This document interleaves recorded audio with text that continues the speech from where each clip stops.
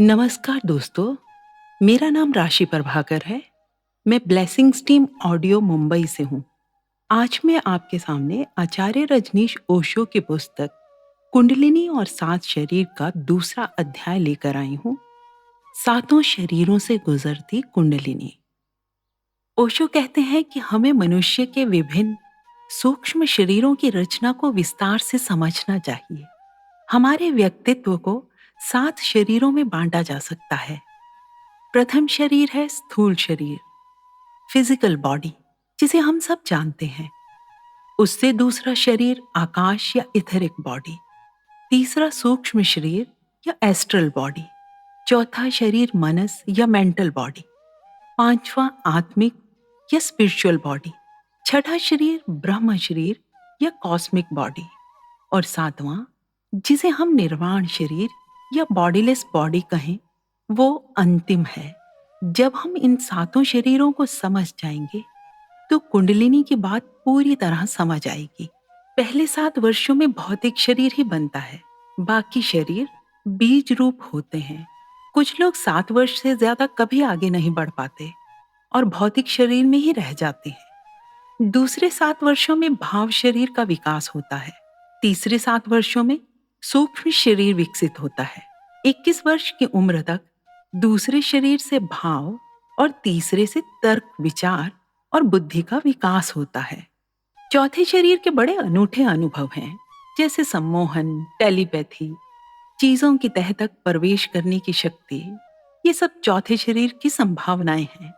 आदमी बिना समय और स्थान की बाधा के दूसरे से संबंध स्थापित कर सकता है, बिना बोले दूसरे के विचार पढ़ सकता है या अपने विचार उस तक पहुंचा सकता है।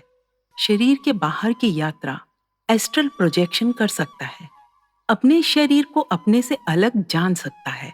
इस चौथे शरीर की बड़ी संभावनाएं हैं, लेकिन बहुत कम लोग ही इसे विकसित कर पाते हैं। पांचवा आत्म शरीर बहुत कीमती है। इसे आध्यात्म या स्पिरिचुअल बॉडी भी कहते हैं। 35 वर्ष की उम्र तक अगर ठीक से जीवन का विकास हो तो इसे विकसित हो जाना चाहिए, लेकिन ये तो दूर की बात है। चौथा शरीर ही ठीक से विकसित नहीं हो पाता। आत्मा शब्द के पीछे कोई अर्थ नहीं है, क्योंकि आत्मा हमारा अनुभव नहीं है, वो पांचवा शरीर है। और अगर चौथे शरीर में कुंडलिनी जगे तो ही पांचवें शरीर में प्रवेश हो सकता है। लेकिन जब चौथे शरीर का ही पता नहीं है तो पांचवें का तो पता चल ही नहीं पाता। छठा शरीर ब्रह्म शरीर, कॉस्मिक बॉडी है। जब कोई आत्मा को विकसित कर ले और उसको खोने को तैयार हो, तब छठे शरीर में प्रवेश करता है। और ये 42 वर्ष की उम्र तक सहज हो जाना चाहिए, अगर दुनिया में मनुष्य जाति वैज्ञानिक ढंग से विकास करे। और सातवें शरीर का विकास 49 वर्ष तक हो जाना चाहिए। वो सातवां शरीर निर्वाण काया है, देह शून्यता, बॉडीलेसनेस की स्थिति। वो परम है, वहां शून्य ही शेष रह जाएगा। वहां ब्रह्म भी शेष नहीं है, वहां कुछ भी शेष नहीं है, वहां सब समाप्त हो जाता है। इसलिए बुद्ध से जब भी कोई पूछता वहां क्या होगा, तो वो कहते, जैसे दिया बुझ जाता है फिर क्या होता है, ज्योति खो जाती है, फिर तुम नहीं पूछते वो कहां गई, फिर तुम नहीं पूछते अब कहां रहती होगी, बस खो गई। निर्वाण शब्द का मतलब है दिए का बुझ जाना। इसलिए बुद्ध कहते हैं निर्वाण हो जाता है। पांचवें शरीर तक मोक्ष की प्राप्ति होगी, क्योंकि परम मुक्ति हो जाएगी। ये 4 शरीरों के बंधन गिर जाएंगे और आत्मा परम मुक्त होगी। तो मोक्ष पांचवें शरीर की अवस्था का अनुभव है। और कोई चौथे शरीर पर रुक जाए तो स्वर्ग नर्क का अनुभव होगा।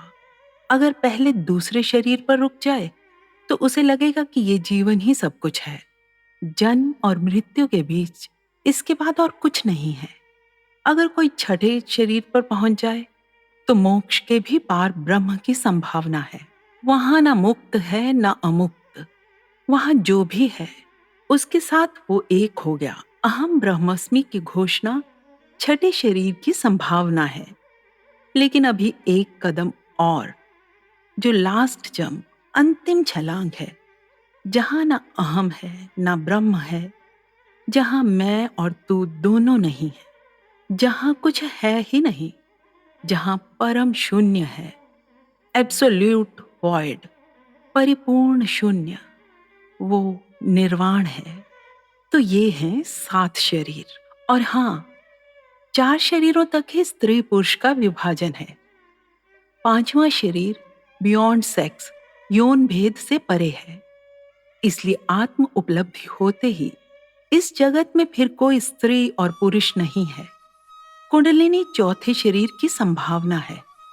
4 शरीर तक ही स्त्री पुरुष का फासला है। जैसे किसी व्यक्ति की फिजिकल बॉडी मेल होती है, लेकिन नंबर 2 की एथेरिक बॉडी, भाव श्रेय स्त्री फीमेल बॉडी होती है। क्योंकि कोई भी सिर्फ नेगेटिव या पॉजिटिव अकेले नहीं रह सकता। तो स्त्री के पास स्थूल शरीर नेगेटिव है और पुरुष के पास पॉजिटिव। तो साधना में हमारा लक्ष्य 7वें शरीर तक पहुंचने का होना चाहिए। इसलिए अपनी पात्रता खोजनी है, अपने को उस योग्य बनाना है कि मैं किसी दिन प्रसाद को ग्रहण करने योग्य बन सकूं। इसलिए हमें सिर्फ कर्म करना है। जिस दिन क्षमता पूरी होगी उस दिन सब मिल जाएगा। सूरज सदा तैयार है, लेकिन हमारे पास कली नहीं है खिलने को। इसलिए सूरज की तलाश मत करो, अपनी कली को गहरा करने की फिक्र करो। सूरज सदा निकला हुआ है, वो तुरंत उपलब्ध हो जाता है। इस जगत में पात्र एक क्षण को भी खाली नहीं रह पाता। जिस तरह की भी पात्रता हो तुरंत भर दी जाती है। तो मांगना मत, खुद को तैयार करना और भगवान पर छोड़ देना कि जिस दिन होना होगा तो जरूर होगा। तो तुम चलना अपने रास्ते, अपने को तैयार करते हुए, जहां मिल जाए ले लेना, धन्यवाद देकर आगे बढ़ जाना। फिर जिस दिन पूरा ज्ञान रोशनी पा जाओगे, उस दिन तुम ऐसा नहीं कह पाओगे मुझे फलां से मिला। उस दिन कहोगे मुझे सबसे मिला, जिनके भी करीब में गया। और तब अंतिम धन्यवाद उन सब के लिए होगा जिनसे हमें ज्ञान मिला। तो ये सब जो घटेगा आपके भीतर, उसे समझना, पर रुकना मत। प्रतीक्षा करोगे तो ये माचिस बार बार जलेगी और बुझेगी। फिर धीरे धीरे कंडीशनिंग हो जाएगी और तुम इसके मोहताज हो जाओगे और अंधेरे में रोशनी की प्रतीक्षा करोगे। और जब थोड़ी सी रोशनी दिखेगी तो तुम्हें लगेगा कि ये रोशनी अब गई, और फिर अंधेरा हो जाएगा और ये चक्कर पैदा हो जाएगा। तो जब रोशनी दिखे तो वहां रुकना मत। वो रोशनी इसलिए मिली कि तुम आगे का रास्ता देखो और भागो, निकल जाओ जितना दूर अंधेरे के बाहर जा सकते हो। धन्यवाद।